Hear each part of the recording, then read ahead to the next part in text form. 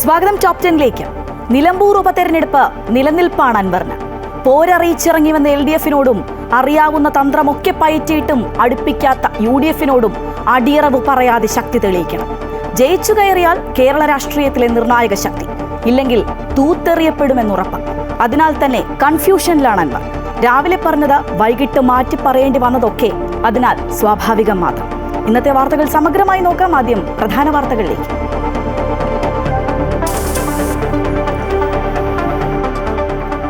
നിലമ്പൂർ ഉപതെരഞ്ഞെടുപ്പിൽ സസ്പെൻസ് തുടർന്ന് PV അൻവർ. മത്സരിക്കുന്ന കാര്യത്തിൽ അന്തിമ തീരുമാനം നാളെ. അൻവർ മത്സരിക്കണമെന്നും മുഴുവൻ ചെലവും വഹിക്കാമെന്നും തൃണമൂൽ കോൺഗ്രസ്. അൻവറുമായി ഒരു ചർച്ചയും വേണ്ട എന്ന നിലപാടിൽ UDF. ആര്യാടൻ ഷൗക്കത്ത് നാമനിർദ്ദേശ പത്രിക സമർപ്പിച്ചു. M സ്വരാജ് തിങ്കളാഴ്ച പത്രിക നൽകും.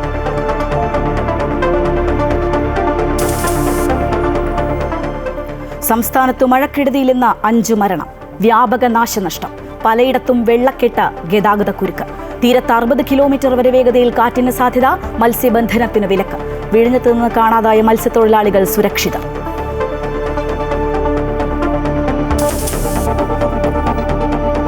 ജൂൺ 2-ന് തന്നെ സ്കൂൾ തുറക്കുമെന്ന് വിദ്യാഭ്യാസ മന്ത്രി V ശിവൻകുട്ടി. കാലാവസ്ഥ നോക്കിയ ശേഷം തീയതിയിൽ മാറ്റം വേണമോ എന്ന് തീരുമാനിക്കും. ഹൈസ്കൂൾ ക്ലാസുകളുടെ പ്രവൃത്തി സമയം അരമണിക്കൂർ കൂട്ടി. രാവിലെ 9:45 മുതൽ വൈകുന്നേരം 4:15 വരെ ക്ലാസ്.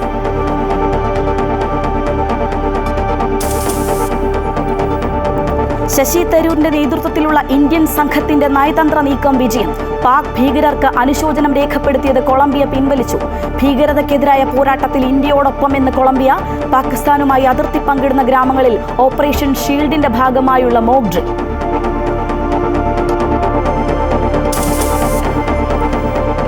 കപ്പൽ മുങ്ങി കണ്ടെയ്നറുകൾ കടലിൽ പതിച്ചതോടെ രാസമാലിന്യങ്ങൾ കലർന്നതായി പ്രചരണം ശക്തം.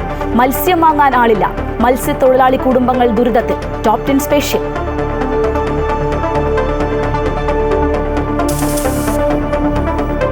രാജ്യത്ത് വീണ്ടും കോവിഡ് വ്യാപനം. 3395 പേർക്ക് രോഗം സ്ഥിരീകരിച്ച് കേന്ദ്ര ആരോഗ്യ മന്ത്രാലയം. വ്യാപനം കൂടുതൽ കേരളത്തിൽ. 24 മണിക്കൂറിനിടെ 1336 രോഗബാധിതർ. 1 മരണം. രാജ്യത്ത് 8 മരണം.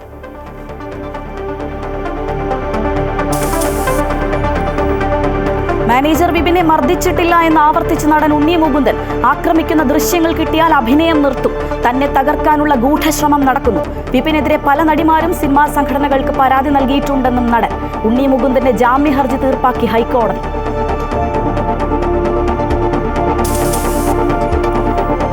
യുവേഫ ചാമ്പ്യൻസ് ലീഗ് കിരീട പോരാട്ടം ഇന്ന്. PSG-യും ഇന്റർ മിലാനും നേർക്കുനേർ. മത്സരം രാത്രി 12:30. IPL മുംബൈ പഞ്ചാബ് 2ാം ക്വാളിഫയർ നാളെ.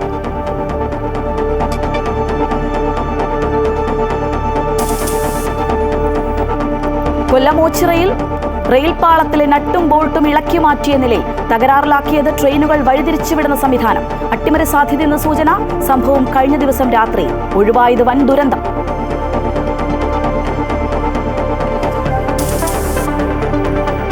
Story of the day. നിർമ്മിത ബുദ്ധിയിൽ പുതിയ കണ്ടുപിടുത്തങ്ങളുമായി കൊച്ചുമിടുക്കർ.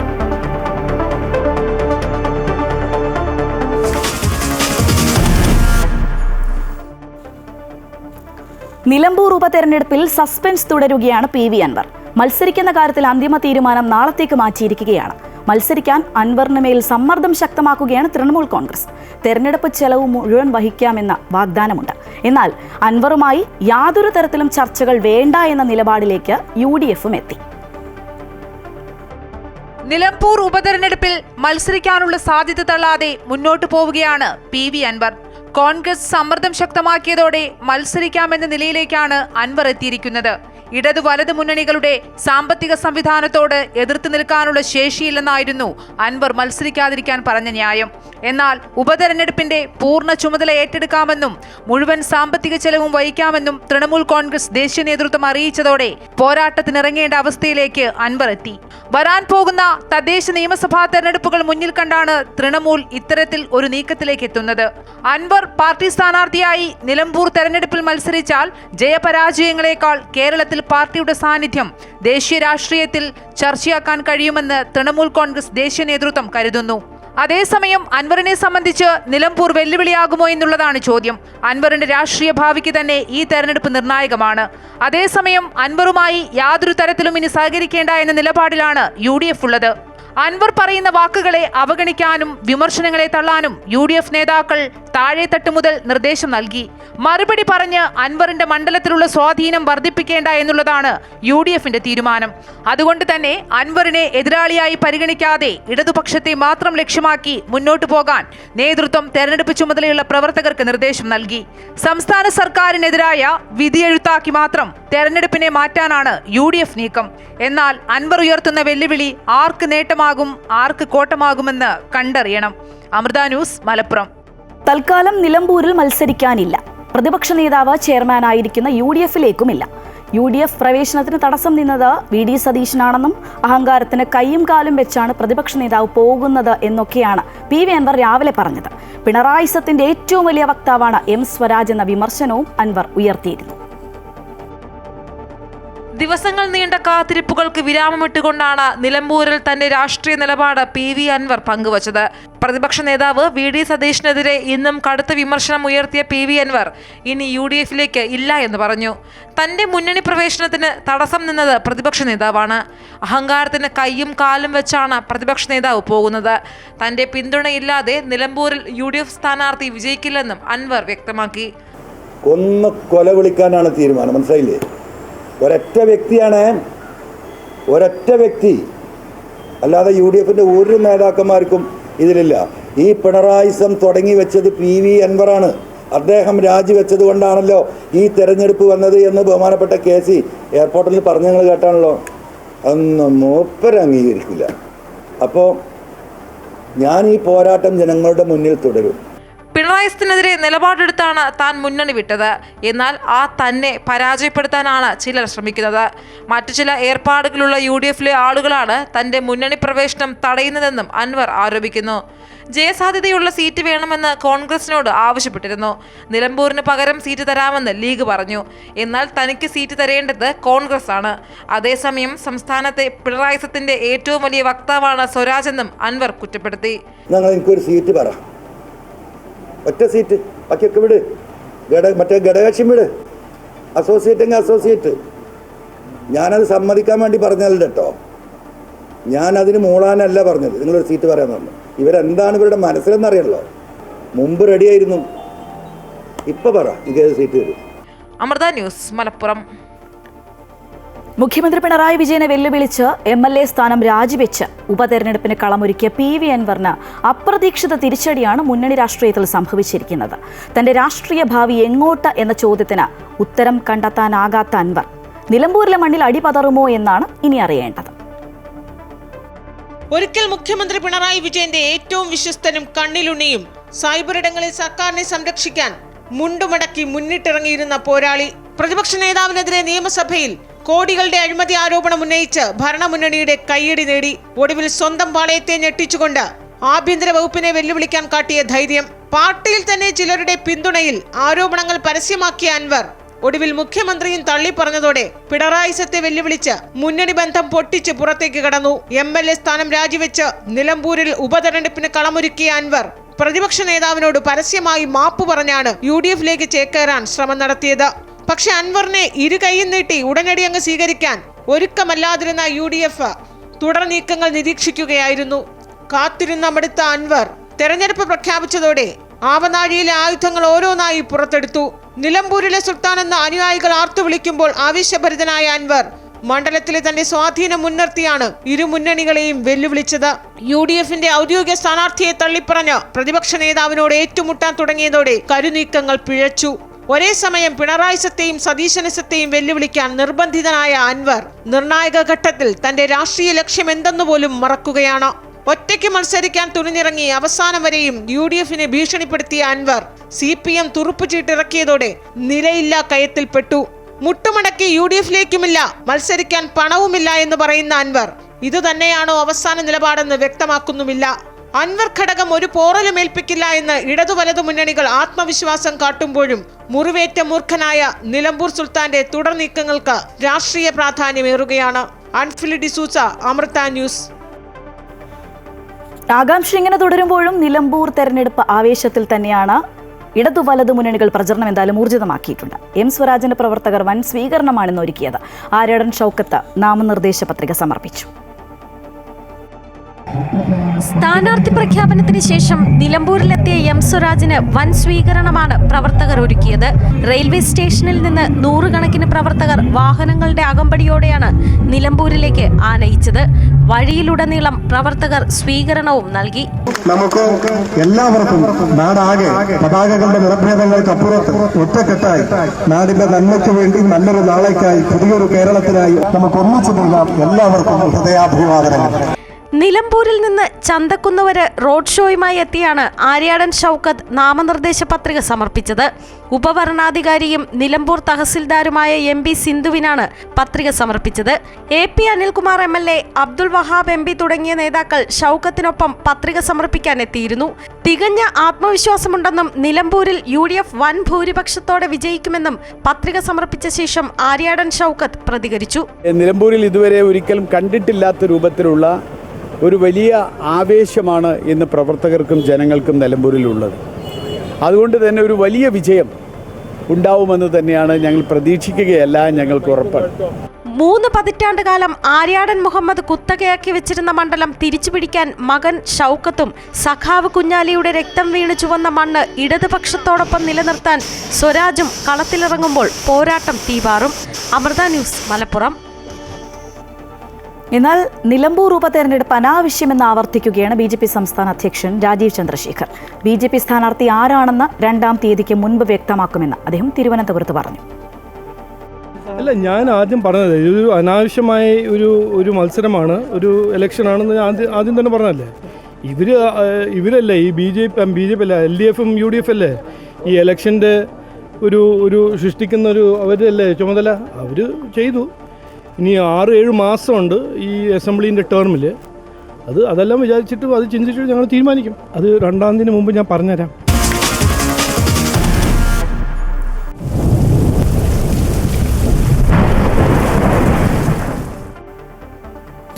വിഴിഞ്ഞത്ത് നിന്ന് ആശ്വാസ വാർത്ത. കാണാതായ 2 ബോട്ടുകളിലുണ്ടായിരുന്ന 8 പേരെയും കണ്ടെത്തി. ഇതിൽ 4 പേർ കോസ്റ്റ് ഗാർഡിന്റെ സഹായത്തോടെ തീരത്തെത്തി. മറ്റ് 4 പേർ രാത്രിയോടെ വിഴിഞ്ഞത്തെത്തും. വ്യാഴാഴ്ച ഉച്ചയോടെ മത്സ്യബന്ധനത്തിന് പോയ 2 ബോട്ടുകളിലെ 8 പേരെ കുറിച്ചാണ് കഴിഞ്ഞ 2 ദിവസമായി വിവരമൊന്നും ലഭിക്കാതിരുന്നത്. തുടർന്ന് ഇന്ന് കോസ്റ്റ് ഗാർഡിന്റെയും മത്സ്യത്തൊഴിലാളികളുടെയും നേതൃത്വത്തിൽ നടത്തിയ തിരച്ചിലിൽ റോബിൻസന്റെ ഉടമസ്ഥതയിലുള്ള ബോട്ട് കന്യാകുമാരി തീരത്തു നിന്നും കണ്ടെത്തി. യന്ത്ര തകരാറ് മൂലം നിർത്തിയിട്ടിരുന്ന ബോട്ടിലേക്ക് ഇന്ധനവും ആഹാരവും എത്തിച്ച ശേഷമാണ് കോസ്റ്റ് ഗാർഡ് മത്സ്യത്തൊഴിലാളികളെ തീരത്ത് എത്തിച്ചത്. 2 ദിവസം കടലിലകപ്പെട്ട് ക്ഷീണിതരായ ഇവരെ ആംബുലൻസിൽ ആശുപത്രിയിലേക്ക് മാറ്റി. ഉച്ചയ്ക്ക് ശേഷമാണ് ലാസറിന്റെ ഉടമസ്ഥതയിലുള്ള ബോട്ട് തിരയിൽപ്പെട്ട് മറിഞ്ഞതായും തൊഴിലാളികൾ സുരക്ഷിതരാണെന്നുമുള്ള വിവരം കരയിലേക്ക് എത്തിയത്. തമിഴ്നാട് കുളച്ചൽ ഭാഗത്ത് അപകടത്തിൽപ്പെട്ട ഇവരെ തമിഴ്നാട്ടിൽ നിന്നുള്ള മത്സ്യത്തൊഴിലാളികൾ രക്ഷപ്പെടുത്തി കോസ്റ്റൽ ഗാർഡിനെ ഏൽപ്പിച്ചു. ഇവർ കുളച്ചൽ തീരത്തെത്തി രാത്രിയോടെയോ പുലർച്ചെയോ വിഴിഞ്ഞത്ത് എത്തും. മത്സ്യത്തൊഴിലാളികളുടെ തിരച്ചിലിൽ സർക്കാർ സംവിധാനങ്ങൾ ഉണർന്നു പ്രവർത്തിച്ചതായി വിഴിഞ്ഞംപള്ളി വികാരി പറഞ്ഞു. സർക്കാർ സംവിധാനങ്ങൾ സമയോചിതമായി ഉണർന്ന് പ്രവർത്തിച്ചതുകൊണ്ടും ഞങ്ങൾക്ക് അവരുടെ ജീവൻ തിരിച്ചു കിട്ടി. 4 പേരെ കൊണ്ടുവന്നു. അവർ 4 പേരെയും ഹോസ്പിറ്റലിലോട്ട് കൊണ്ടുപോകുന്നുണ്ട്. ഇന്ന് 4 പേര് കിട്ടാനുണ്ട്. അവർ സുരക്ഷിതരാണെന്ന് അറിഞ്ഞു. 8 പേരും സുരക്ഷിതരാണെന്ന വാർത്ത കുടുംബാംഗങ്ങൾക്കും ഏറെ ആശ്വാസമാണ് നൽകിയത്. മീൻ പിടിക്കാൻ പോയ ഒരു വള്ളക്കാരാണ്, ബോട്ടുകാരാണ് ഇവരെ കണ്ടിട്ട് ഇപ്പം കയറ്റി കൊണ്ടുവന്നോണ്ടിരിക്കുന്നത്. ഒരുപാട് ആശ്വാസം. ഞങ്ങൾക്ക് അമ്മയാണ് ഇപ്പം കൊണ്ടുവന്നത്. ഞങ്ങളുടെ ആടികളെ കൊണ്ടുവന്നത് ഞങ്ങളുടെ അമ്മയാണ് ഞങ്ങളെ കൊണ്ടുവന്നത്. അതേസമയം കഴിഞ്ഞ ദിവസം അപകടത്തിൽപ്പെട്ട് കാണാതായ ലാസറിനായുള്ള തിരച്ചിൽ തുടരുകയാണ്. 2 ദിവസത്തെ ആശങ്കയ്ക്ക് ശേഷം വിഴിഞ്ഞം തീരത്ത് ആശ്വാസത്തിന്റെ ദിനമാണ്. കഴിഞ്ഞ 2 ദിവസമായി കാണാതായിരുന്ന 8 മത്സ്യത്തൊഴിലാളികളും സുരക്ഷിതരായി തീരത്തേക്ക് എത്തി. ക്യാമറമാൻ സുരേഷിനൊപ്പം രജിത് കുമാർ, അമൃത ന്യൂസ്, തിരുവനന്തപുരം. സംസ്ഥാനത്ത് വരും മണിക്കൂറുകളിൽ ശക്തമായ ഇടിമിന്നലോട് കൂടിയ മഴയ്ക്ക് സാധ്യതയെന്ന് കാലാവസ്ഥാ നിരീക്ഷണ കേന്ദ്രം. ഇന്ന് 4 ജില്ലകളിൽ ഓറഞ്ച് അലർട്ടും മറ്റെല്ലാ ജില്ലകളിലും യെല്ലോ അലർട്ടുമാണ് പ്രഖ്യാപിച്ചിട്ടുള്ളത്. തലസ്ഥാനത്ത് ശക്തമായ കാറ്റും മഴയുമാണ് അനുഭവപ്പെട്ടത്. ആലപ്പുഴ, എറണാകുളം, കണ്ണൂർ, കാസർഗോഡ് എന്നീ ജില്ലകളിലാണ് നിലവിൽ ഓറഞ്ച് അലർട്ട് പ്രഖ്യാപിച്ചിട്ടുള്ളത്. ഈ ജില്ലകളിൽ ശക്തമായ മഴയ്ക്കുള്ള സാധ്യതയാണ് പ്രവചിച്ചിരിക്കുന്നത്. 24 മണിക്കൂറിൽ 115.6 മില്ലിമീറ്റർ മുതൽ 204.4 മില്ലിമീറ്റർ വരെ മഴ ലഭിക്കുന്ന സാഹചര്യത്തെയാണ് ശക്തമായ മഴ എന്നതുകൊണ്ട് അർത്ഥമാക്കുന്നത്. മറ്റെല്ലാ ജില്ലകളിലും ഇന്ന് യെല്ലോ അലർട്ടാണ്. കേരളത്തിൽ ഇന്ന് വിവിധയിടങ്ങളിൽ ഇടിമിന്നലോട് കൂടിയ മഴയ്ക്കും സാധ്യതയുണ്ട്. കേരള, കർണാടക, ലക്ഷദ്വീപ് തീരങ്ങളിൽ ഇന്നും നാളെയും മത്സ്യബന്ധനത്തിന് വിലക്കുണ്ട്. തീരങ്ങളിൽ മണിക്കൂറിൽ 40 മുതൽ 50 കിലോമീറ്റർ വരെയും ചില അവസരങ്ങളിൽ 60 കിലോമീറ്റർ വരെയും വേഗതയിലുള്ള കാറ്റിനും മോശം കാലാവസ്ഥയ്ക്കും സാധ്യതയെന്ന് കേന്ദ്ര കാലാവസ്ഥാ വകുപ്പ് മുന്നറിയിപ്പ് നൽകി. ശക്തമായ കാറ്റുള്ള സാഹചര്യത്തിൽ പൊതുജനങ്ങൾ ജാഗ്രത പാലിക്കണം. അമൃത ന്യൂസ്, തിരുവനന്തപുരം. മധ്യകേരളത്തിൽ മഴക്കെടുതികൾ രൂക്ഷമാകുന്നു. എറണാകുളത്തും ആലപ്പുഴയിലും ഇന്ന് ഓറഞ്ച് അലർട്ടാണ്. എല്ലാ ജില്ലകളിലും നിരവധി ദുരിതാശ്വാസ ക്യാമ്പുകൾ പ്രവർത്തനം ആരംഭിച്ചിട്ടുണ്ട്. കനത്ത മഴയെ തുടർന്ന് കോട്ടയം ചങ്ങനാശ്ശേരിയിലെ പടിഞ്ഞാറൻ മേഖല പൂർണ്ണമായും വെള്ളത്തിലായി. പാറയ്ക്കൽ, കലിങ്ക് വരെയുള്ള ഭാഗത്ത് വെള്ളം കയറി. അതേസമയം കൊച്ചിയിലും ആലപ്പുഴയിലും മഴയ്ക്ക് നേരിയ ശമനമുണ്ട്. കഴിഞ്ഞ ദിവസം അർദ്ധരാത്രി മുതൽ എറണാകുളം ജില്ലയിൽ തുടരുന്ന മഴയ്ക്ക് നേരിയ ശമനം. ജില്ലയിലെ പല ഭാഗത്തും വെള്ളം കയറുന്നതിന്റെ ആശങ്കയിലാണ് ജനങ്ങൾ. തീരദേശ മേഖലകളിലടക്കം കടലേറ്റം രൂക്ഷമാകുന്ന സാഹചര്യവുമുണ്ട്.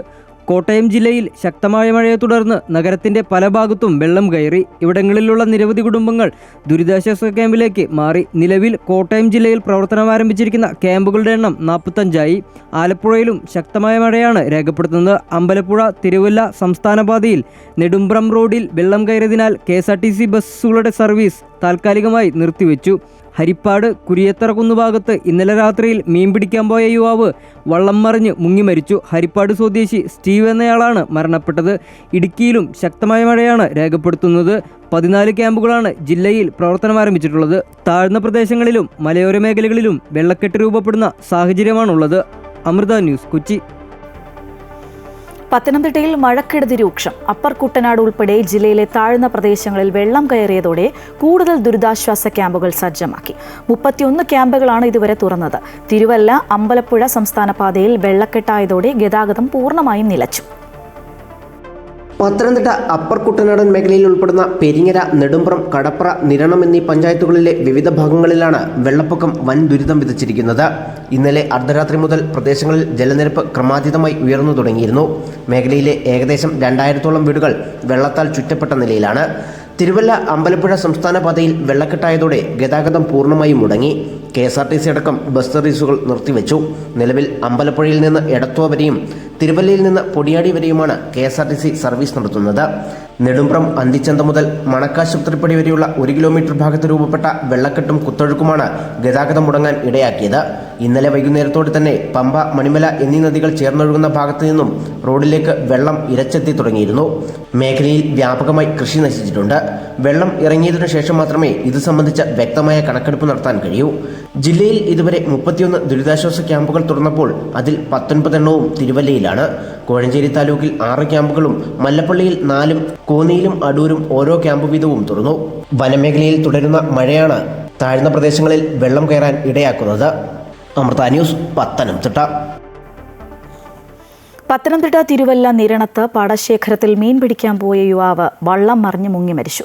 നിരണം സെൻട്രൽ കോട്ടക്കച്ചിറയിൽ വീട്ടിൽ രാജേഷാണ് മരിച്ചത്. വൈകിട്ട് 5:15 മുട്ടുങ്കേരി പാലത്തിന് സമീപത്തെ പാടശേഖരത്തിലായിരുന്നു സംഭവം. പാടശേഖരത്തിന് മധ്യത്തിലേക്ക് വള്ളത്തിൽ പോകവേ ഒഴുക്കിൽപ്പെട്ട് വള്ളം മറിയുകയായിരുന്നു.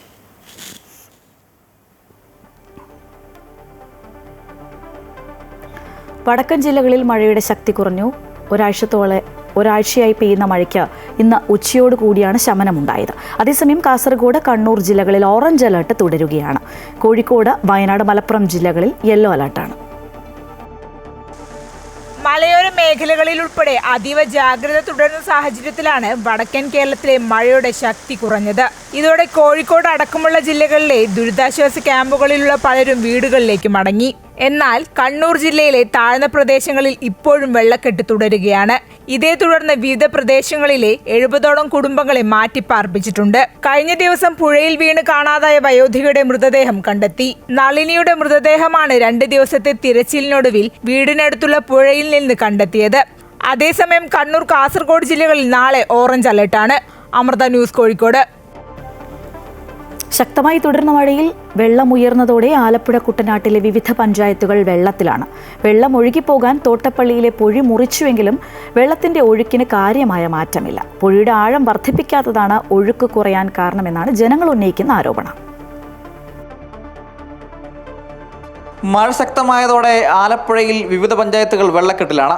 വെള്ളമുയരുകയും കിഴക്കൻ വെള്ളം എത്തുകയും ചെയ്തതോടെ താഴ്ന്ന പ്രദേശങ്ങളാകെ വെള്ളക്കെട്ടിലായി. വെള്ളപ്പൊക്കത്തിന് പരിഹാരത്തിനായി തോട്ടപ്പള്ളി സ്പിൽവേ പൊഴി മുറിച്ച് കടലിലേക്ക് നീരൊഴുക്ക് തുടങ്ങിയെങ്കിലും പൊഴിയുടെ ആഴം വർദ്ധിപ്പിക്കാത്തത് വെള്ളപ്പൊക്കത്തിന്റെ ഒഴുക്കിന് തടസ്സമാകുന്നുണ്ട്. കലക്ടറുടെ നിർദ്ദേശമനുസരിച്ച് ജലവിഭവ വകുപ്പിന്റെ നേതൃത്വത്തിൽ ഇന്നലെ രാത്രിയിലാണ് പൊഴി മുറിച്ചത്. ലീഡിംഗ് ചാനലിലും സ്പിൽവേ കനാലിലും ജലനിരപ്പ് കുറവായതിനാൽ കടലിലേക്ക് നീരൊഴുക്ക് കുറവാണ്. ലീഡിംഗ് ചാനലിലെ എക്കലും മണലും നീക്കം ചെയ്യുന്ന ജോലിയും പൂർത്തിയായിട്ടില്ല. ഇതിനാലാണ് നീരൊഴുക്ക് കുറഞ്ഞത്. 250 മീറ്റർ നീളത്തിലും 20 മീറ്റർ വീതിയിലും 3 മീറ്റർ ആഴത്തിലുമാണ് പൊഴി മുറിച്ചത്. എന്നാൽ പൊഴിക്ക് മതിയായ ആഴമില്ല എന്ന ആക്ഷേപം ഉയരുന്നുണ്ട്. മന്ത്രി പി പ്രസാദിന്റെ നേതൃത്വത്തിൽ അടിയന്തര യോഗം ചേർന്ന് പൊഴിയുടെ വീതി വർദ്ധിപ്പിക്കാൻ തീരുമാനിച്ചിരുന്നു. ഇതിന്റെ ഭാഗമായി 15ഓളം മണ്ണുമാന്തി യന്ത്രങ്ങളെത്തിയാണ് ഇന്ന് പൊഴിയുടെ വീതി കൂട്ടിയത്. അപ്പോഴും മതിയായ ആഴം പൊഴിക്കില്ല എന്നതാണ് ജനങ്ങളുടെ ആക്ഷേപം. ഇതുമൂലം വെള്ളത്തിന്റെ ശക്തമായ ഒഴുക്ക് ഉണ്ടാകില്ല. ജില്ലയുടെ പല പ്രദേശങ്ങളും വെള്ളക്കെട്ടിലായെങ്കിലും പൊഴി മുറിച്ചതായിരുന്നു നേരിയ ആശ്വാസം. എന്നാൽ ഇപ്പോൾ പൊഴിയുടെ ആഴം കൂട്ടി വെള്ളത്തിന്റെ ഒഴുക്ക് സുഗമമാക്കണമെന്ന ആവശ്യത്തിലാണ് ജനങ്ങൾ. തോട്ടപ്പള്ളിയിലെ പൊഴി മുറിച്ചത് ജനങ്ങൾക്ക് ആശ്വാസം പകരുന്നുണ്ടെങ്കിലും പൊഴി മുറിക്കുന്നതിലെ അശാസ്ത്രീയത കൂടുതൽ ആശങ്കകൾ സൃഷ്ടിക്കുകയാണ്. ആലപ്പുഴയിൽ നിന്നും ക്യാമറമാൻ വിനോദ് കരുവാറ്റയ്ക്കൊപ്പം അജയ്നാഥ്, അമൃത ന്യൂസ്.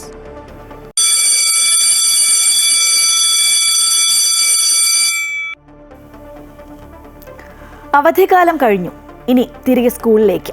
സംസ്ഥാനത്ത് ജൂൺ 2 തന്നെ സ്കൂൾ തുറക്കുമെന്ന് വിദ്യാഭ്യാസ മന്ത്രി വി ശിവൻകുട്ടി അറിയിച്ചു.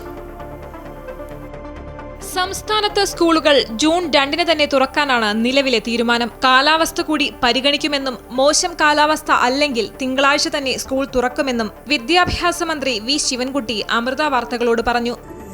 ഈ അന്തരീക്ഷമാണ് നിൽക്കുന്നതെങ്കിൽ ഒരു മാറ്റവും ഉണ്ടാവില്ല. അത് കുട്ടികൾക്ക് ബുദ്ധിമുട്ടുണ്ടാകുന്ന ഒരു കാലാവസ്ഥ ആണെങ്കിൽ അതിനെപ്പറ്റി പുനർചിന്തനം നടത്തും.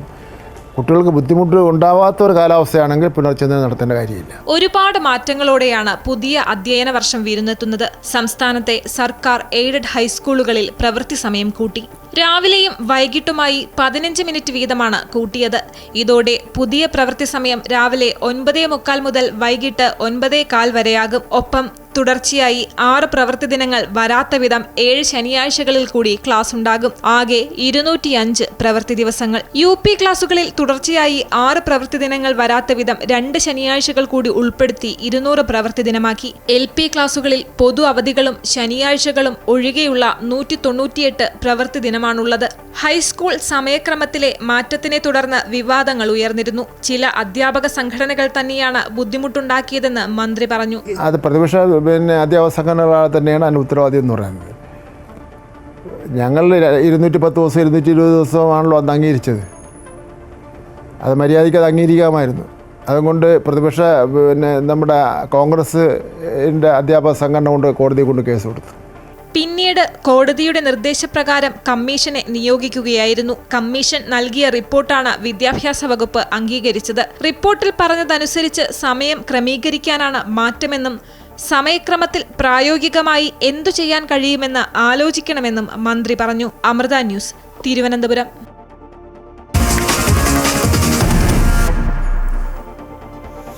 ഭീകരതയ്ക്കെതിരായ പോരാട്ടത്തിൽ ഇന്ത്യയ്ക്കൊപ്പമെന്ന് കൊളംബിയ. പാക് ഭീകരർക്ക് അനുശോചനം രേഖപ്പെടുത്തിയ പ്രസ്താവന കൊളംബിയ പിൻവലിച്ചു. ഓപ്പറേഷൻ സിന്ദൂറിനെ കുറിച്ച് വിശദീകരിക്കാൻ എത്തിയ ശശി തരൂർ അടങ്ങിയ സംഘത്തിന്റെ വിശദീകരണത്തിന് ശേഷമാണ് കൊളംബിയ നിലപാട് മാറ്റിയത്. പാകിസ്ഥാന്റെ ഭീകരതാവളങ്ങൾക്കെതിരെ ഇന്ത്യ നടത്തിയ സൈനിക നടപടി ഓപ്പറേഷൻ സിന്ദൂറിന്റെ വിജയത്തിന് പിന്നാലെ പാകിസ്ഥാനിൽ മരിച്ചവർക്ക് അനുശോചനം അറിയിച്ച് കൊളംബിയ പ്രസ്താവന ഇറക്കിയിരുന്നു.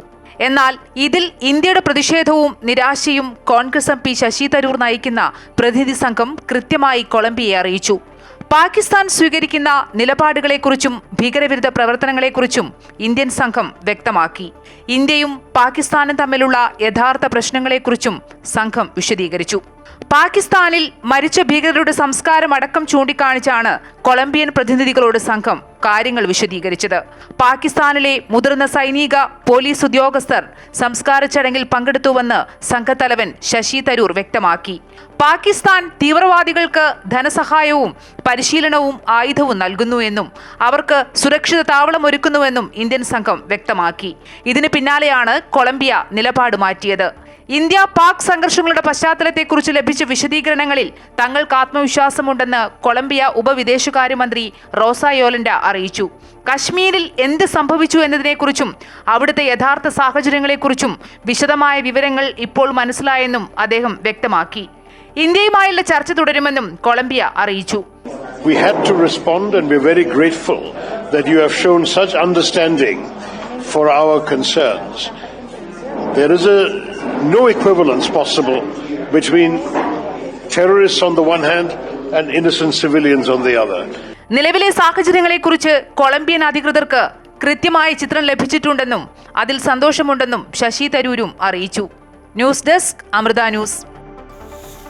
പാകിസ്ഥാനുമായി അതിർത്തി പങ്കിടുന്ന ഗ്രാമങ്ങളിൽ മോക്ക് ഡ്രിൽ ഓപ്പറേഷൻ ഷീൽഡ് നടന്നു. ജമ്മു കശ്മീർ, ഹരിയാന, പഞ്ചാബ്, ഗുജറാത്ത് സംസ്ഥാനങ്ങളിലാണ് മോക്ക് ഡ്രിൽ. കേന്ദ്ര ആഭ്യന്തര മന്ത്രാലയത്തിന് കീഴിലുള്ള directorate general of fire services and home ഗാർഡ്സിന്റെ നിർദ്ദേശപ്രകാരമാണ് പരിശീലനം. യുദ്ധ സാഹചര്യത്തിൽ എങ്ങനെ പ്രതികരിക്കണമെന്നും പ്രവർത്തിക്കണമെന്നും പൊതുജനങ്ങളെ പരിശീലിപ്പിക്കുകയാണ് മോക്ക് ഡ്രില്ലിന്റെ ലക്ഷ്യം. ഇന്ത്യയുടെ 6 യുദ്ധവിമാനങ്ങൾ പാകിസ്ഥാൻ വീഴ്ത്തിയെന്ന പ്രചരണം തള്ളി ഇന്ത്യ. പാകിസ്ഥാന്റെ പ്രചരണം തെറ്റെന്ന് സംയുക്ത സൈനിക മേധാവി ജനറൽ അനിൽ ചൗഹാൻ. യുദ്ധവിമാനം വീണോ എന്നതല്ല, എന്തുകൊണ്ട് വീണു എന്നതാണ് പ്രധാനമെന്നും അദ്ദേഹം പറഞ്ഞു. എന്നാൽ ഇവയൊക്കെ പരിഹരിച്ച് വിമാനങ്ങളിൽ നിന്ന് പാകിസ്ഥാനെ ആക്രമിക്കാൻ കഴിഞ്ഞുവെന്നും ഓപ്പറേഷൻ സിന്ദൂർ തുടങ്ങിയപ്പോൾ മുതൽ ചില നഷ്ടങ്ങൾ ഉണ്ടായിട്ടുണ്ടെന്നും ജനറൽ അനിൽ ചൗഹാൻ വെളിപ്പെടുത്തി. പാകിസ്ഥാൻ ക്രിക്കറ്റർ ഷാഹിദ് അഫ്രീദിക്ക് ദുബായിൽ കുസാറ്റ് പൂർവ്വ വിദ്യാർത്ഥി സംഘടന നൽകിയ സ്വീകരണം വിവാദത്തിൽ. കോളേജ് അലുമിനി സംഘടിപ്പിച്ച ഓർമ്മച്ചുവടുകൾ എന്ന പരിപാടിയിലാണ് ഷാഹിദ് അഫ്രീദിയും ഒമർ ഗുല്ലും അതിഥികളായി എത്തിയത്.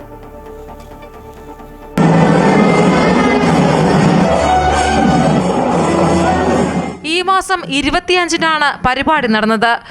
പ്രോഗ്രാം നടന്നത് ദുബായിലെ പാകിസ്ഥാൻ അസോസിയേഷൻ ഹാളിലാണെന്നത് വിഷയത്തിന്റെ ഗൗരവം വർദ്ധിപ്പിക്കുന്നു. പരിപാടിയുടെ ഭാഗമായി നടന്ന ചെണ്ടമേളം നിർത്തിവെച്ചാണ് അഫ്രീദിയെ സ്റ്റേജിലേക്ക് ആനയിച്ചത്. പഹൽഗാം ഭീകരാക്രമണത്തിന് ശേഷവും ഓപ്പറേഷൻ സിന്ദൂർ ദൗത്യത്തെക്കുറിച്ചുമൊക്കെ പ്രകോപനപരവും ഇന്ത്യ വിരുദ്ധവുമായ പ്രസ്താവനകൾ അഫ്രീദി നടത്തിയിരുന്നു. ഇങ്ങനെയൊരു പശ്ചാത്തലത്തിൽ കേരളത്തിലെ പ്രമുഖ കോളേജിന്റെ പൂർവ്വ വിദ്യാർത്ഥി സംഘടന ഇങ്ങനെയൊരു പരിപാടി നടത്തിയത് അംഗീകരിക്കാനാവില്ല എന്നാണ് ഒരു പക്ഷം പറയുന്നത്. പരിപാടിയുടെ സംഘാടകർക്കെതിരെ നടപടികളും അന്വേഷണവും നടക്കണമെന്നാണ് സമൂഹമാധ്യമങ്ങളിൽ ഉൾപ്പെടെ ഉയരുന്ന ആവശ്യം. അതിനിടെ കുസാറ്റ് കോളേജ് അലുമിനിയുടേത് എന്ന പേരിൽ ഇത് സംബന്ധിച്ച് ഒരു വിശദീകരണക്കുറിപ്പ് സമൂഹമാധ്യമങ്ങളിൽ പ്രചരിക്കുന്നുണ്ട്. മറ്റൊരു പരിപാടിക്കായി അതേ സ്ഥലത്തെത്തിയ പാക് ക്രിക്കറ്റേഴ്സ് അപ്രതീക്ഷിതമായി പരിപാടിയിലേക്ക് കടന്നു വരികയായിരുന്നു എന്നാണ് അതിൽ പറയുന്നത്. സംഘാടകർ ക്ഷണിക്കുകയോ നിശ്ചയിച്ച കാര്യക്രമത്തിൽ ഉൾപ്പെടുത്തുകയോ ചെയ്തിട്ടില്ല എന്നും കുസാറ്റ് അലുമിനിയായ കുബ UAE വിശദീകരിക്കുന്നു. സംഭവത്തിൽ ഖേദം പ്രകടിപ്പിക്കുന്നുവെന്നും മാപ്പ് ചോദിക്കുന്നുവെന്നും കുറിപ്പിൽ പറയുന്നു. എന്തായാലും നിലവിലെ സാഹചര്യത്തിന്റെ ഗൗരവം ഉൾക്കൊള്ളാതെയാണ് പരിപാടിയുടെ വേദി ഉൾപ്പെടെ തെരഞ്ഞെടുത്തത് എന്നത് വ്യക്തമാണ്. അഫ്രീദിക്ക് മലയാളി സംഘടന സ്വീകരണം നൽകിയെന്ന തലക്കെട്ടോടെ പാക് മാധ്യമങ്ങളും സമൂഹ മാധ്യമങ്ങളും വീഡിയോ ദൃശ്യങ്ങൾ സഹിതം പ്രചരിപ്പിക്കുന്നുമുണ്ട്. News desk Amrita TV.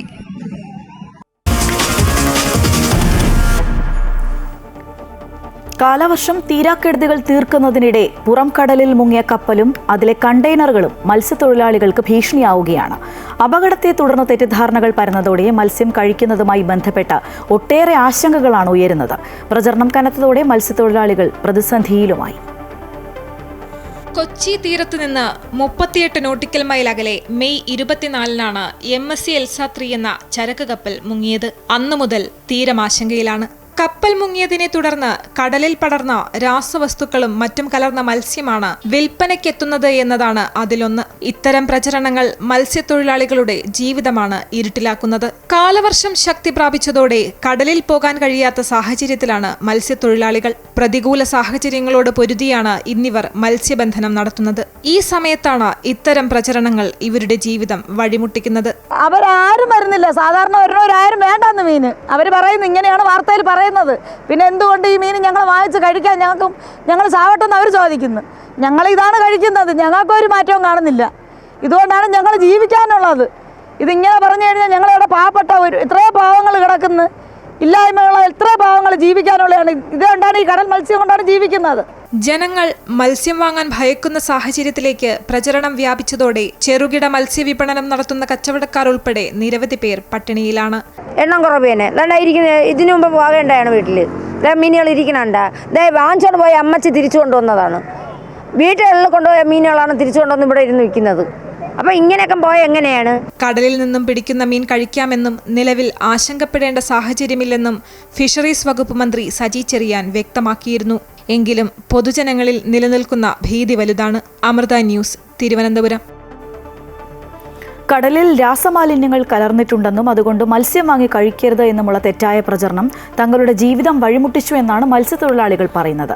വല്ലപ്പോഴും കടലിൽ പോയി പിടിച്ചുകൊണ്ടുവരുന്ന മീൻ പോലും വാങ്ങാൻ ആളില്ല എന്നാണ് ഇവരുടെ പരാതി. മരണത്തിനോട് മല്ലിട്ടാണ് അവർ കൊണ്ടുവരുന്നത്.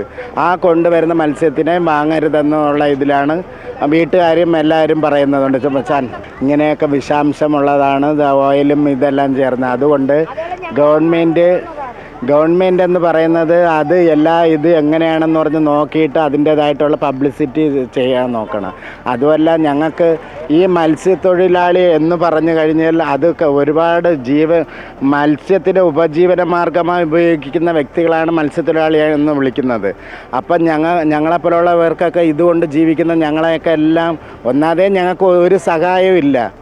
വാങ്ങിച്ചോണ്ട് പോയ മീനാണ് ഇവിടുന്ന് കാലത്തെ ആര് കിടക്കുന്നില്ല. വിഷം കലങ്ങിയ മീനാണ് അവർക്ക്. അതുകൊണ്ട് ആർക്കും വേണ്ടെന്ന് മീൻ. ആ മീനിന് ഇവിടെ കൊണ്ടതാണ് ഇപ്പോഴും വിറ്റത്. നമ്മുടെ കടലിലെ മീൻ, കായലിലെ മീനെങ്കിൽ വിഷം ഇറങ്ങി അവിടെ കിടക്കും. കടലിൽ ഒഴുക്കുകൊണ്ട് ആ കടലിൽ കിടക്കത്തില്ല. ഒഴുക്കിൽ എന്തുണ്ടെങ്കിലും പോകും. അതിന് അവർ വലിയ ഓഫീസറൊക്കെ പറഞ്ഞുണ്ടാക്കുന്ന കടലിൽ ഓയിലുണ്ട്, വിഷമാംസമുണ്ട്.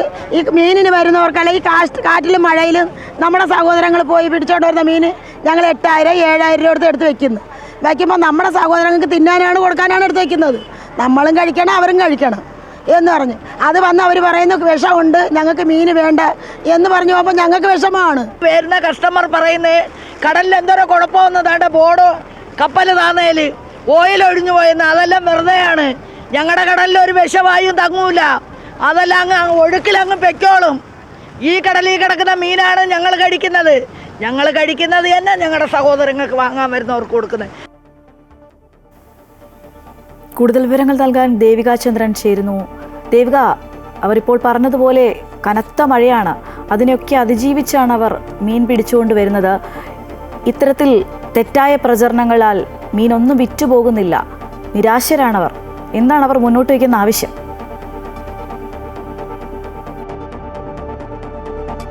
സംസ്ഥാനത്ത് കാലവർഷക്കെടുതി രൂക്ഷമാണ്. നിലവിൽ കേരള, കർണാടക, ലക്ഷദ്വീപ് തീരങ്ങളിൽ മത്സ്യബന്ധനത്തിന് വിലക്കുണ്ട്. ഇത്തരത്തിലുള്ള പ്രതികൂല സാഹചര്യങ്ങളെ അതിജീവിച്ച് കടലിൽ പോയി പിടിച്ചുകൊണ്ടുവരുന്ന മീൻ വിൽക്കാൻ ഒരു ഇടമില്ലാത്തൊരു സാഹചര്യമാണ് നിലവിൽ സംസ്ഥാനത്തെ മത്സ്യത്തൊഴിലാളികൾ നേരിടുന്നത്. കേരള സമുദ്രതീരത്ത് കഴിഞ്ഞ ദിവസം MSC എൽസ 3 എന്ന് പറയുന്ന ചരക്കു കപ്പൽ മറിഞ്ഞതിനെ തുടർന്ന് അനേകം ആശങ്കകളാണ് നിലനിൽക്കുന്നത്. അതിലൊന്നായിരുന്നു ഇത്തരത്തിൽ രാസപദാർത്ഥങ്ങൾ കടലിൽ കലർന്നിട്ടുണ്ട്. അതുകൊണ്ട് തന്നെ കടലിൽ നിന്നും പിടിച്ചുകൊണ്ടുവരുന്ന മീൻ കഴിക്കുന്നത് മനുഷ്യ ശരീരത്തിന് കേടാണ് എന്നുള്ള വാർത്ത. ഇത്തരമൊരു പ്രചാരണം ഈ സമൂഹ മാധ്യമങ്ങളിൽ അപ്പാടെ വ്യാപിച്ചതോടെ ഈ സാധാരണഗതിയിൽ സ്ഥിരം ഈ മീൻ വാങ്ങുന്ന ആൾക്കാർ പോലും വാങ്ങാത്തൊരു സാഹചര്യമാണ് നിലനിൽക്കുന്നത് എന്ന് തന്നെയാണ് മത്സ്യത്തൊഴിലാളികൾ വ്യക്തമാക്കുന്നത്. അവർ പറയുന്നത് കാറ്റും മഴയുമാണ്, സാഹചര്യം വളരെ മോശമാണ്. അതുകൊണ്ട് തന്നെ മിക്ക ദിവസങ്ങളിലും ഇത്തരത്തിൽ മത്സ്യബന്ധനത്തിന് പോകാൻ വിലക്കുണ്ട്. ഈ ഒരു പ്രതിസന്ധികളെല്ലാം അതിജീവിച്ചു പോലും ഇവർ കടലിൽ പോയി പിടിച്ചു കൊണ്ടുവരുന്ന മീൻ വാങ്ങാനൊരു സാഹചര്യം ഇല്ല എന്ന് തന്നെയാണ് അവർ വ്യക്തമാക്കുന്നത്. പല മനുഷ്യരും ഇത്തരത്തിൽ ഈ ഒരു മീൻ വാങ്ങിക്കൊണ്ടുപോയതിനു ശേഷം പേടി കാരണം തിരിച്ച് കൊടുക്കുന്ന ഒരു അവസ്ഥയാണ്, സ്ഥിതിവിശേഷമാണ് നിലവിലുള്ളത്. കഴിഞ്ഞ ദിവസങ്ങളിൽ മുഖ്യമന്ത്രി ഉൾപ്പെടെ വാർത്താ സമ്മേളനത്തിൽ പറഞ്ഞിരുന്നു ഇത്തരത്തിലൊരു ഭയത്തിന് സ്ഥാനമില്ല, അങ്ങനെയുള്ളൊരു ആശങ്കയൊന്നും നിലനിൽക്കേണ്ട ഒരു സാഹചര്യമൊന്നും ഇല്ല എന്ന് പറഞ്ഞിരുന്നുവെങ്കിലും ആളുകൾക്കിടയിൽ ഭീതി ഒഴിയുന്നില്ല. കൃത്യമായ രീതിയിൽ ഈ അധികാരികൾ ഈ ഒരു കാര്യത്തിൽ ഇടപെട്ട് വീണ്ടും ഇവരുടെ ഉപജീവന മാർഗം തിരിച്ചു പിടിക്കാൻ, അല്ലെങ്കിൽ ഇവരുടെ ഏക ഉപജീവന മാർഗമാണ്, വരുമാന മാർഗമാണ്, അത് തിരികെ പിടിക്കാൻ, ഈ ആശങ്കകളൊക്കെ നീക്കാൻ ഇടപെടണമെന്ന് തന്നെയാണ് ഇവർക്ക് ആവശ്യപ്പെടാനുള്ളത്. കൃത്യമായ ബോധവൽക്കരണം വേണം, മത്സ്യത്തൊഴിലാളികളുടെ ആശങ്ക പരിഹരിക്കണം എന്ന് തന്നെയാണ് ടോപ്പ് 10 ആവശ്യപ്പെടാനുള്ളത്. വിവരങ്ങളുമായി ഒപ്പം ചേരുകയായിരുന്നു ദേവിക ചന്ദ്രൻ. രാജ്യത്ത് കോവിഡ് വ്യാപനം രൂക്ഷം. 3395 പേർക്ക് കോവിഡ് സ്ഥിരീകരിച്ചതായി കേന്ദ്ര ആരോഗ്യ മന്ത്രാലയം അറിയിച്ചു. രോഗവ്യാപനം കൂടുതൽ കേരളത്തിലാണ്. 24 മണിക്കൂറിനിടെ 1336 പേർക്ക് രോഗം സ്ഥിരീകരിച്ചു. 8 കോവിഡ് മരണങ്ങളും റിപ്പോർട്ട് ചെയ്തു. രോഗികളുടെ എണ്ണം കൂടുന്ന സാഹചര്യത്തിൽ സംസ്ഥാനങ്ങളോട് കേന്ദ്ര ആരോഗ്യ മന്ത്രാലയം റിപ്പോർട്ട് തേടിയിട്ടുണ്ട്. 2025 ജനുവരി മുതലുള്ള കണക്കുകൾ പ്രകാരം രാജ്യത്ത് 22 പേരാണ് കോവിഡ് ബാധിച്ച് മരിച്ചത്. 1435 പേർ രോഗമുക്തരായി. കോവിഡ് കേസുകളിൽ പെട്ടെന്നുണ്ടായ വർധനവ് കാരണം നിരീക്ഷണം ശക്തമാക്കാനും ആരോഗ്യ പ്രോട്ടോക്കോളുകൾ പാലിക്കുന്നുണ്ട് എന്ന് ഉറപ്പുവരുത്താനും സർക്കാർ നടപടികൾ സ്വീകരിച്ചിട്ടുണ്ട്. സംസ്ഥാനങ്ങൾ കോവിഡ് പരിശോധനയും വർദ്ധിപ്പിച്ചിട്ടുണ്ട്. ആരോഗ്യ സെക്രട്ടറി സംസ്ഥാനങ്ങൾക്ക് കത്തയച്ചു. ഓക്സിജൻ വിതരണം, ക്രിട്ടിക്കൽ കെയർ കിടക്കകൾ, വെന്റിലേറ്റർ സൗകര്യമുള്ള കിടക്കകൾ എന്നിവയുടെ ലഭ്യത ഉറപ്പാക്കണം. അടിസ്ഥാന സൗകര്യങ്ങൾ ഉറപ്പാക്കുന്നതിനായി സംസ്ഥാനങ്ങൾ മോക്ക് ഡ്രില്ലുകൾ നടത്തണം. വെബ് പോർട്ടലുകളിൽ കൃത്യമായ വിവരങ്ങൾ അപ്ലോഡ് ചെയ്യണം. ജില്ലാ, താലൂക്ക് തലങ്ങളിൽ ആശുപത്രികളിലെ തയ്യാറെടുപ്പുകൾ, പരിശോധന, മരുന്ന്, PPE കിറ്റുകൾ, ഐസൊലേഷൻ സൗകര്യം, ഓക്സിജൻ ലഭ്യത, വെന്റിലേറ്റർ കിടക്കകൾ എന്നിവയുടെ ലഭ്യത ഉറപ്പാക്കണമെന്നും നിർദ്ദേശം നൽകി. മഹാരാഷ്ട്രയിലാണ് ഏറ്റവും കൂടുതൽ കോവിഡ് മരണങ്ങൾ റിപ്പോർട്ട് ചെയ്യപ്പെട്ടിട്ടുള്ളത്. News desk, Amrita TV.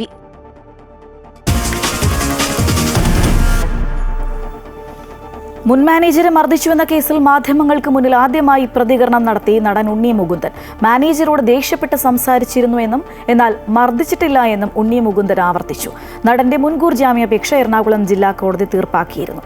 Manager വിപിനെതിരെ വനിതാ താരങ്ങൾ ഉൾപ്പെടെ സിനിമാ സംഘടനകളിൽ പരാതി നൽകിയിട്ടുണ്ട് എന്നും ഉണ്ണി മുകുന്ദൻ വ്യക്തമാക്കി. നടൻ ടോവിനോയുടെ നരിവേട്ട എന്ന സിനിമയെ പ്രകീർത്തിച്ച് ഫേസ്ബുക്കിൽ കുറിപ്പിട്ടതിനെതിരെ നടൻ ഉണ്ണി മുകുന്ദൻ മർദ്ദിക്കുകയായിരുന്നു എന്നാണ് മുൻ മാനേജറായിരുന്ന ബിബിന്റെ പരാതി. തുടർച്ചയായി സിനിമകൾ കിട്ടാത്തതിന്റെ രോക്ഷമാണ് ഉണ്ണി മുകുന്ദൻ തന്നോട് തീർത്തതെന്നും ബിബിൻ ആരോപിച്ചിരുന്നു. ഫ്ളാറ്റിന് കീഴിൽ വെച്ച് ഉണ്ണി മുകുന്ദൻ മുഖത്തടിക്കുകയായിരുന്നെന്നും ബിബിന്റെ പരാതിയിലുണ്ട്. സംഭവം വിവാദമായതോടെ ഉണ്ണി മുകുന്ദൻ ആരോപണങ്ങളെ തള്ളിയിരുന്നു. ബിബിൻ ഏറെക്കാലമായി തന്നെ അപകീർത്തിപ്പെടുത്താൻ ശ്രമിക്കുന്നുണ്ടെന്നും ബിബിനെ മർദ്ദിച്ചിട്ടില്ല എന്നുമായിരുന്നു ഉണ്ണി മുകുന്ദന്റെ മറുപടി. ബിബിനെതിരെ 2 വനിതാ താരങ്ങൾ അമ്മയിലും ഫെഫ്കയിലും പരാതി നൽകിയിട്ടുണ്ടെന്നും ഇക്കാര്യം സംഘടനകളോട് ചോദിച്ചാൽ അറിയാമെന്നും ഉണ്ണി മുകുന്ദൻ പറഞ്ഞു. എന്നെ ഒരാൾ വിളിച്ച് ഒരുപാട് മോശപ്പെട്ട അനുഭവങ്ങളുണ്ടായ കാര്യങ്ങൾ എന്നോട് പങ്കുവച്ചു. അത് മലയാള സിനിമയുടെ വളരെ പ്രോമിനൻ്റ് ആയ ഒരു ഫീമെയിൽ സിനി ആർട്ടിസ്റ്റായിരുന്നു. അവരെന്നോട് ഇവർക്ക് ഉണ്ടായ മോശപ്പെട്ട അനുഭവങ്ങളും എന്നെക്കുറിച്ച് പറഞ്ഞ് വളരെ എനിക്ക് ഒരിക്കലും ഉൾക്കൊള്ളാൻ പറ്റാത്ത ചില കാര്യങ്ങൾ ഈ വ്യക്തിയുടെ, ദാറ്റ് ഈസ് വിപിൻ എന്ന് പറയുന്ന എൻ്റെ സോകോൾ മാനേജറായിരുന്നു എന്ന് അവകാശപ്പെടുന്ന വ്യക്തി പങ്കുവെച്ച കാര്യങ്ങളാണ് എന്നോട് പറഞ്ഞത്. ഓൾറെഡി ഒരു ഫീമെയിൽ സിനി ആർട്ടിസ്റ്റിനെ കുറിച്ച് പറഞ്ഞു കഴിഞ്ഞു. ഓൾറെഡി എനിക്ക് തോന്നുന്നു ഒരു 2-3 മാസം മുന്നേ തന്നെ വളരെ പോപ്പുലറായ വേറെ ഫീമെയിൽ സിനി ആർട്ടിസ്റ്റ് ഫെഫ്കയിലോ എവിടെയോ ഒരു കംപ്ലൈൻറ്റ് ഇയാൾക്കെതിരെ എതിരെ ഉണ്ട്.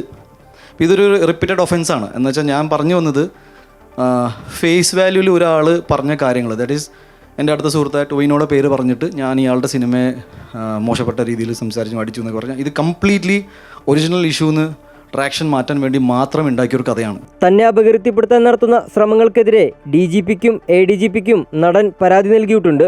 പോലീസ് അന്വേഷണത്തോട് സഹകരിക്കുമെന്നും സിനിമാ സംഘടനകൾക്ക് കൃത്യമായ മറുപടി നൽകുമെന്നും ഉണ്ണി മുകുന്ദൻ പറഞ്ഞു. ജാമ്യം ലഭിക്കാവുന്ന കുറ്റകൃത്യങ്ങളാണ് നടന്നിരിക്കുന്നതെന്ന് പോലീസ് കോടതിയെ ബോധ്യപ്പെടുത്തിയതിന്റെ അടിസ്ഥാനത്തിലാണ് കേസ് തീർപ്പാക്കിയിരിക്കുന്നത്. അമൃത ന്യൂസ്, കൊച്ചി.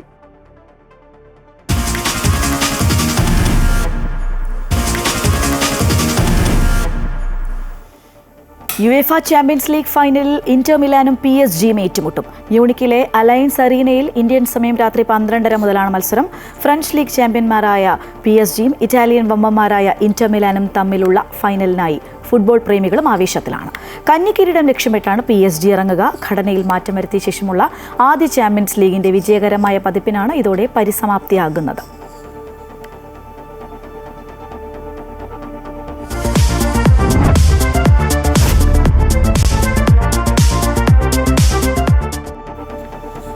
IPL-ൽ 2ാം ക്വാളിഫയറിൽ നാളെ പഞ്ചാബ് കിങ്സും മുംബൈ ഇന്ത്യൻസും തമ്മിൽ ഏറ്റുമുട്ടും. വിജയികൾ ജൂൺ 3 നടക്കുന്ന ഫൈനലിൽ റോയൽ ചലഞ്ചേഴ്സ് ബാംഗ്ലൂരിനെ നേരിടും. എലിമിനേറ്റർ പോരാട്ടത്തിൽ കരുത്തരായി ഗുജറാത്ത് ടൈറ്റൻസിനെ വീഴ്ത്തിയാണ് മുംബൈയുടെ ക്വാളിഫയർ പ്രവേശം. ആവേശ പോരാട്ടത്തിൽ ഗുജറാത്തിനെ 20 റൺസിന് മറികടന്ന മുംബൈ 2ാം ക്വാളിഫയറിൽ സ്ഥാനമുറപ്പിക്കുകയായിരുന്നു. പ്ലേയിങ് 11-ൽ നിർണായക മാറ്റങ്ങളുമായിട്ടായിരുന്നു മുംബൈ കളത്തിലിറങ്ങിയത്. അടുത്ത മത്സരത്തിലും പേസ് നിരയുടെ കരുത്ത് വർദ്ധിപ്പിക്കാനാണ് മുംബൈയുടെ നീക്കം. അതേസമയം ആദ്യ ക്വാളിഫയറിൽ RCBയോട് തോറ്റതോടെയാണ് പഞ്ചാബ് രണ്ടാം ക്വാളിഫയറിലേക്ക് എത്തിയത്. 8 വിക്കറ്റിന് പഞ്ചാബിനെ തകർത്ത RCB ഫൈനലിൽ കടന്ന ആദ്യ ടീമായി. പഞ്ചാബ് ഉയർത്തിയ 102 റൺസ് വിജയലക്ഷ്യം 10 ഓവർ ബാക്കി നിൽക്കെയാണ് RCB മറികടന്നത്. തോറ്റെങ്കിലും രണ്ടാം ക്വാളിഫയറിലെത്തിയ പഞ്ചാബ് മുംബൈയെ നേരിടുമ്പോൾ ഏറെ പ്രതീക്ഷയിലുമാണ്. ഈ മത്സരത്തിലെ വിജയിയാകും ഫൈനലിൽ RCBയുടെ എതിരാളികൾ. 4ാം തവണയാണ് RCB IPL ഫൈനലിലേക്ക് യോഗ്യത നേടുന്നത്. 2009, 2011, 2016 വർഷങ്ങളിൽ ഫൈനലിലെത്തിയ RCB ഏകദേശം 9 വർഷത്തിനു ശേഷമാണ് വീണ്ടും ഫൈനൽ കളിക്കുന്നത്. Sports desk, Amrita TV.